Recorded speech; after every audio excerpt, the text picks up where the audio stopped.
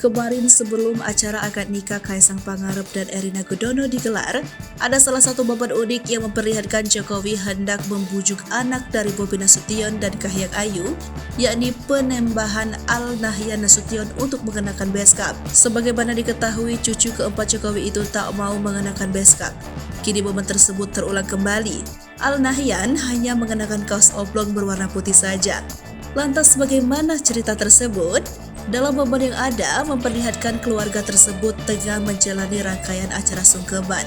Di momen tersebut memperlihatkan Gibran Rakabuming, Selvi Ananda, Kahiyang Ayu, dan Bobi Nasution, serta cucu lainnya mengenakan seragam beskap dan kebaya.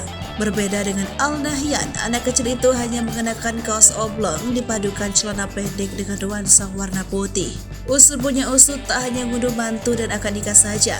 Rupanya anak kedua Kahiyang Ayu itu juga memakai pakaian berbeda pada saat acara siraman hingga midodareni.